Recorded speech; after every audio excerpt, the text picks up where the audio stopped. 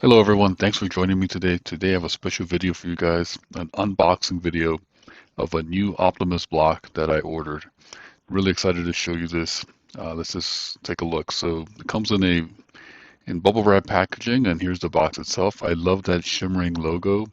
It looks really cool when the light shines on it like that. I think that looks fantastic. All right, so the box itself is pretty straightforward. It's a cardboard box. We have the instructions on top.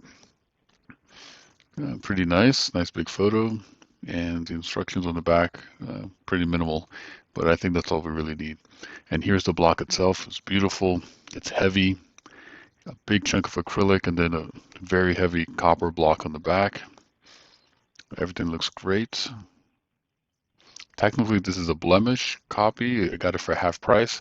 I couldn't, it's really just cosmetic difference, so some kind of cosmetic, maybe a scuff or something, but I couldn't tell the difference. It looked perfectly fine to me. Now, this is the back plate. A big reason why I got this card in the first place was that for the huge thermal pad on the back, really should help me with the memory. The temperature on the memory chips on the 3090 are always so high. This should really bring those temps down tremendously. Now, the rest of the box has the needed accessories, right? The covers, and that's the kingpin thermal paste to help keep the temperature on the GPU nice and chilly. So got that, got some thermal pads, and the standard stuff. So I'm really excited for this. My old water block, it's a Fantech Glacier series water block, but completely unhappy with it. The memory temperatures were going crazy high on the backplate side. This is supposed to be much better, and I can already tell that from the weight of the backplate and that massive thermal pad that is essentially the size of the entire backplate.